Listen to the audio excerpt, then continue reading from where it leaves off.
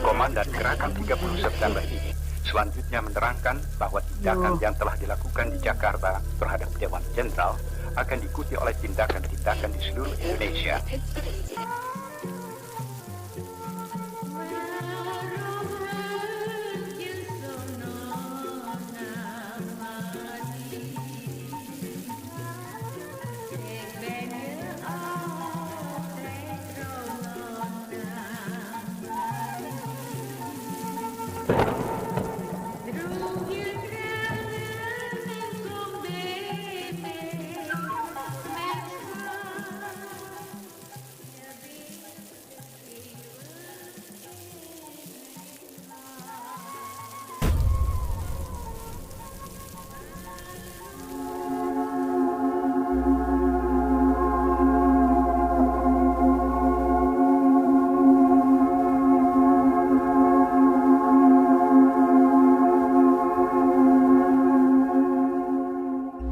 Assalamualaikum warahmatullahi wabarakatuh. Balik lagi bareng gue Irsal di segmen Radio Mistis. Pada episode kali ini, gue bakal bawain cerita yang datang dari Mas Irfan, dimana untuk daerahnya sendiri, Mas Irfan tidak mau disebutkan. Jadi, cerita ini merupakan cerita turun-temurun dari almarhum ayahnya. Kejadiannya pun sudah cukup lama, sekitar tahun 70-an. Sebelum lanjut ke cerita, gue mau ucapin terima kasih dulu buat Mas Irfan yang udah berkenan bagiin ceritanya ke Sobat Mystic Hunter.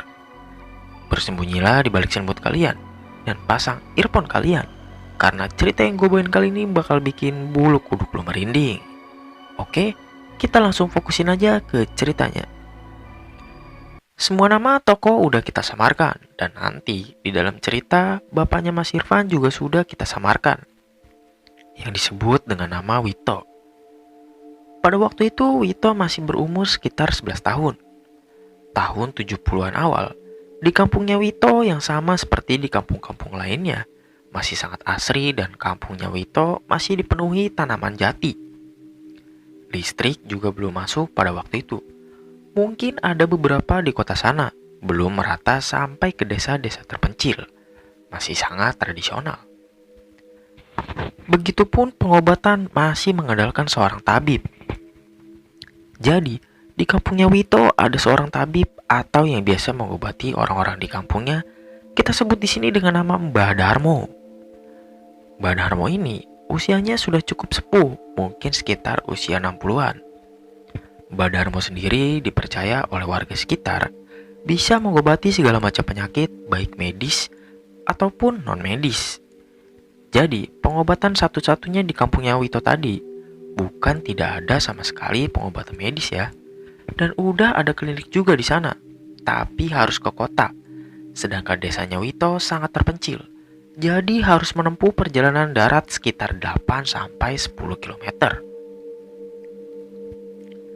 Jadi ya mau tidak mau, warga di kampungnya Wito cuma mengandalkan pengobatannya Mbah Darmo ini. Cara pengobatannya pun sangat sederhana sekali. Setiap pasien yang berobat ke sana disuruh masuk dan bertemu Mbah Darmo di ruangan yang cukup sempit. Mungkin luasnya cuma 2x2 meter persegi. Nah nanti, setiap pasien yang datang ke sana diwajibkan membawa sebotol air yang diambil dari sumur rumahnya masing-masing. Lalu botol air tersebut, entah bagaimana caranya, seperti diberikan jampe-jampe. Tapi yang memang betul, terbukti ampuh dan dipercaya oleh warga sekitar. Bahkan, Wito sendiri juga beberapa kali berobat ke Mbah Darmo dikala ia sakit apapun itu. Penampilan Mbah Darmo sendiri juga layaknya seperti warga biasa. Ia tidak berpenampilan seperti tabib atau dukun. Dan Mbah Darmo juga dikenal baik, bahkan ia membuka praktek pengobatan dengan bayaran yang seikhlasnya. Oh iya, tempat praktek Mbah Darmo itu terpisah ya dari rumahnya. Tempat prakteknya berada di pedalaman sana, dekat perkebunan jati tadi. Mbah Darmo ditemani oleh salah seorang cucunya, kita sebut saja dengan nama Sapta. Sapta selalu membantu Mbah Darmo saat menjalankan praktek pengobatan. Sampai akhirnya, suatu hari ada seorang warga yang membawa anaknya yang sedang sakit ke tempat Mbah Darmo. Tapi pagi itu tidak seramai biasanya. Ya biasanya di situ udah ramai warga yang berobat. Ini cuma terlihat si Sabta yang sedang menyapu halaman depan. Si warga tersebut pun bertanya, "Loh, Tak, ini kok sepi sekali? Memangnya nggak buka praktek hari ini?" Sabta menjawab, "Enggak mas, Mbah sedang sakit, jadi kemungkinan hari ini nggak buka praktek. Sepurane yo mas." Sampai kurang lebih 1 minggu, warga yang mau berobat ke sana tidak bisa karena Mbah Darmo masih sakit. Sabta sendiri sangat setia menemani dan melayani Mbah Darmo yang sedang terbaring sakit. Karena Mbah Darmo sangat berjasa dan cukup disegani oleh para warga. Para warga pun berinisiatif untuk menjenguknya. Dan terlihat di sana badan Mbah Darmo yang dulunya agak gemuk saat ia sedang sehat, kini terlihat kurus. Sore itu, ada sekitar 5 orang perwakilan warga yang datang dan menemui Sabta di tempat prakteknya Mbah Darmo. Terlihat, Mbah Darmo hanya terbaring di ranjang. Tiba-tiba, ada satu orang warga yang berkata, "Mbah, gimana Mbah? Udah enakan belum? Kok bosnya kayak gini Mbah?" Dan seorang warga lainnya mengingatkan, "Hus, orang lagi sakit kok ditanya begitu?" Tiba-tiba Mbah Darmo pun membuka matanya secara tiba-tiba dan berkata dengan suara berat, "Arep ini kene." "Gini Mbah," kata Sabta, "Mbah sakit, jadi kita datang ke sini Mbah," jawab salah seorang warga. Mbah Darmo pun kembali memejamkan matanya dan tiba-tiba dia loncat dari kasur ke lantai. Dengan posisi merangkang, dengan tangannya yang mencengkram ke lantai. Dengan lehernya yang bergerak patah-patah ke sana dan kemari sambil menggeram. Yang bikin para warga beramburan keluar.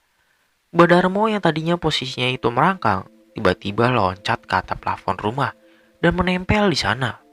Para warga pun ketakutan dan berlarian keluar kamar. Pintunya pun ditutup dan terdengar suara ketukan yang sangat keras sekali dari kamar Mbah Darmo. Setelah itu, suasana mendadak hening. Dan warga bertanya kepada Sabta, "Tadi Mbah kenapa sebenarnya? Kenapa jadi seperti itu?"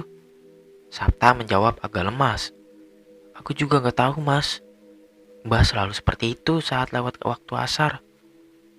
Salah seorang warga menyarankan, "Gini aja mas Sabta, nanti tak panggilkan orang yang ngerti lah dari desa sebelah. Kasihan Mbah Darmo. Mbah Darmo itu kan juga orang baik." Keesokan harinya, dipanggillah beberapa orang yang mengerti dari desa-desa sebelah. Tapi hasilnya nihil, bahkan dari beberapa orang pintar yang didatangkan oleh warga, terkena serangan fisik. Ketika hendak mengobati Mbah Darmo, orang yang mencoba mengobatinya pun terpental hingga muntah darah. Tapi semua orang pintar yang telah didatangi oleh warga untuk mengobati Mbah Darmo memiliki kesimpulan yang sama.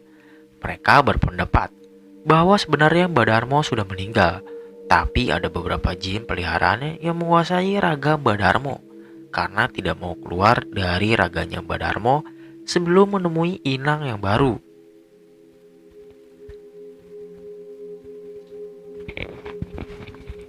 Singkat cerita, 1 minggu kemudian ada isu teror pocong yang menghantui warga desanya Wito.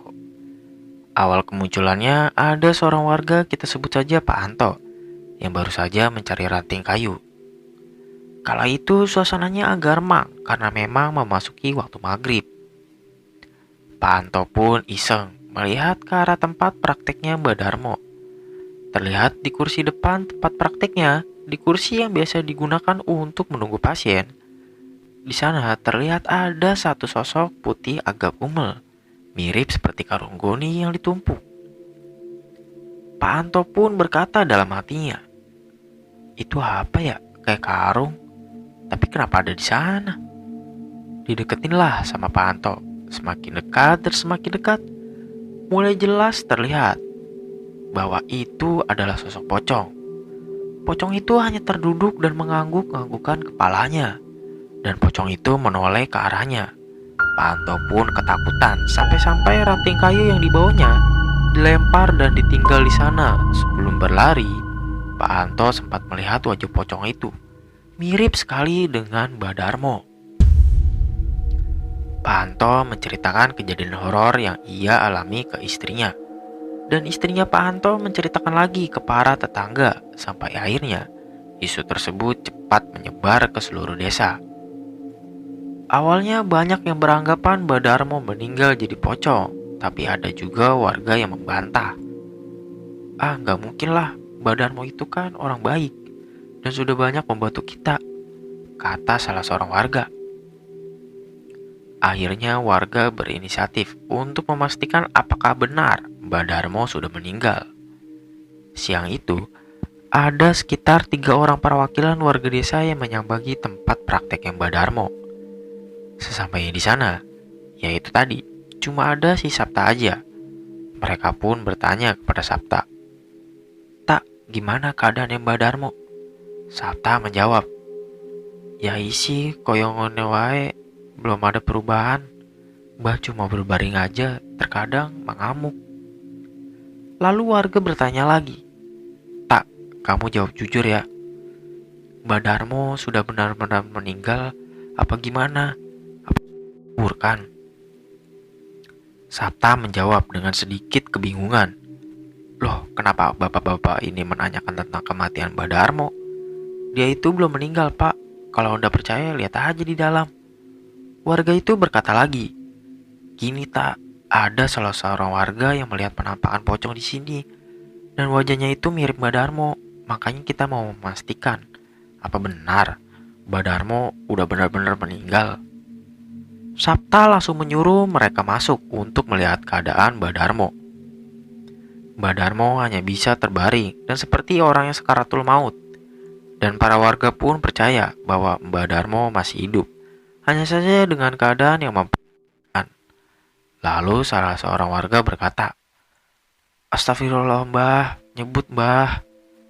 Mbah Darmo langsung menatap tajam ke arah orang tersebut dan berteriak, "Lungo! Lungo!" Lalu para warga menyarankan dan berkata kepada Sapta cucu Mbah Darmo, "Tak, kamu bawa aja mbahmu ke rumahnya. Jadi kita lebih mudah memantau keadaannya." Sapta pun mengiyakan saran warga tersebut. "Nggih Pak." Siang itu mereka langsung membawa Mbah Darmo ke rumah tempat tinggal aslinya. Dan ya bukannya tenang, Mbah Darmo justru mengamuk, bahkan sempat didatangkan beberapa orang pintar hingga kiai, tapi hasilnya nihil. Dan setelah Mbah Darmo pindah ke rumah tempat tinggal aslinya, teror pocong Darmo semakin intens menghantui warga. Dari yang tadinya cuma menampakkan diri di tempat praktek Mbah Darmo, tapi sekarang mulai berkeliling menghantui warga desa. Malam itu ada beberapa orang warga desa yang sedang duduk-duduk di sebuah pos ronda sambil mendengarkan radio lakon wayang. Tiba-tiba dari atap pos ronda terdengar suara benda yang jatuh sangat keras. Kebetulan juga atapnya terbuat dari seng, jadi terdengar begitu jelas. Para warga pun bertanya-tanya apa benda jatuh itu, mungkin diibaratkan seperti buah nangka yang jatuh. Akhirnya salah seorang mencoba memeriksa ke atap pos ronda. Belum sempat melihat, tiba-tiba dari atap pos ronda ada satu benda jatuh ke tanah tepat di hadapan mereka. Dilihatin sosok tersebut, ternyata dari yang tadi posisinya tengkurap kini mulai bergerak uget-ugetan, dan sosok pocong tersebut pun bangun. Ya, itu benar. Itu adalah Mbah Darmo yang menggunakan pakaian pocong. Yang membuat warga berhamburan berlarian bukanlah sosok Mbah Darmo yang menggunakan pocong, tapi wajah Mbah Darmo yang sangat menyeramkan. Dengan mata yang hanya terlihat bagian putihnya saja. Mereka pun berhamburan membubarkan diri. Bahkan ada satu orang yang pingsan. Makin ramailah suasana pagi itu membicarakan tentang pocong Darmo, pocong Darmo. Di tengah kerumunan warga ada satu orang pria setengah baya, mungkin baru berusia 40 tahun, memakai pakaian serba putih dan membawa tas gembolan, menanyakan sesuatu ke salah satu warga tersebut. "Pak, Bu, nuwun sewu, ini ada apa kok ramai-ramai?" Warga pun menjawab, "Gini Pak, udah sekitar 1 minggu kampung kita itu diteror sama pocong semenjak Mbah Darmo sakit." Pria tersebut bertanya, "Darmo kui sopo?" Warga menjawab, Darmo itu seorang tabib pengobatan di kampung kita. Nuhun sewu, jenengan iku sinten pak? Pria tersebut menjawab, saya ini musafir. Ada sesuatu yang membawa saya datang ke sini. Jadi gimana awal ceritanya? Siapa tahu saya bisa membantu. Warga pun menjelaskan, ya awalnya biasa aja pak. Mbak Darmo juga orang baik, tapi semenjak Mbak Darmo sakit, semua jadi kacau begini. Jadi kalau pagi itu Mbak Darmo ya seperti biasa, hanya bisa tertidur dan mendengkur, tapi sesekali marah apabila ada orang yang menjenguknya. Tapi kalau malam sosok pocong yang menyerupai Mbak Darmo itu datang menghantui warga pak. Pria tersebut menjawab, oh ngono yo, bisa antar saya ke sana? Warga pun mengantar musafir tersebut menemui Mbak Darmo di rumahnya. Sesampai di sana, pria itu hanya terdiam dan berkata, Inna lillahi wa inna ilaihi rojiun. Para warga tampak kebingungan. Ada apa yang sebenarnya terjadi pada Mbak Darmo? Lalu pria itu mengambil air yang ada di dalam gembolannya dan memberikan air tersebut ke Mbak Darmo. Setelah kurang lebih 1 atau 2 menit, Mbak Darmo mulai bereaksi. Badannya mulai bergerak-gerak dan kembali menggeram. Bahkan, dipan yang ditiduri oleh Mbak Darmo juga ikut terguncang. Dan tubuh Mbak Darmo mulai terangkat sampai kurang lebih 20 cm dari dipannya. Mbak Darmo berteriak keras seperti orang yang kesakitan. Setelah kurang lebih 15 menit, tubuh Mbak Darmo ambruk. Lalu kata, keluarganya mana? Aku putune pak, jawab Sapta. Pria tersebut menepuk pundak Sapta sembari berkata, kakakmu sudah meninggal. Gue sing sabar yo, ini sudah takdir.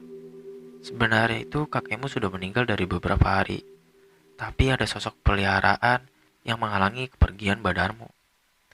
Tapi tenang, wes kobong kabeh demite. Insya Allah atas izin Allah gak bakal ada teror lagi di kampung ini. Ge pak, matur suwun, jawab Sapta. Lalu pria itu menyarankan untuk sesegera mungkin menguburkan jenazah Mbak Darmo hari itu juga. Takut ada sesuatu hal yang tidak diinginkan. Para warga pun sibuk mempersiapkan pemakaman Mbak Darmo. Dan pria musafir itu hilang entah kemana. Proses pemakaman Mbak Darmo pun berjalan lancar tanpa ada kendala apapun. Dan teror pocong yang sempat menghantui warga setempat kini sudah tidak terlihat lagi. Sedangkan rumah dan tempat prakteknya Mbak Darmo dibiarkan kosong begitu saja dan menjadi rumah suung karena 1 tahun setelah meninggal Mbak Darmo, Sapta, cucu satu-satunya Mbak Darmo, pergi merantau ke kota dan tak kembali lagi. Ya segitu aja cerita yang dikirim oleh Mas Irfan. Semoga tetap menghibur para sobat mistik semua. Mohon maaf juga admin jarang upload minggu-minggu ini karena ada beberapa kesibukan yang tidak bisa diwakilkan. Tapi sebelum kita berpisah, gue mau infoin lagi nih ke sobat Mystic Hunter. Buat lo yang punya pengalaman mistis dan mau kita bawain di segmen Radio Mistis, lo bisa kirim lewat email yang udah gue cantumin di deskripsi. Gue Irsal, menceritakan apa yang kalian tidak percayai. Sampai jumpa lagi di segmen Radio Mistis episode selanjutnya. Wassalamualaikum warahmatullahi wabarakatuh.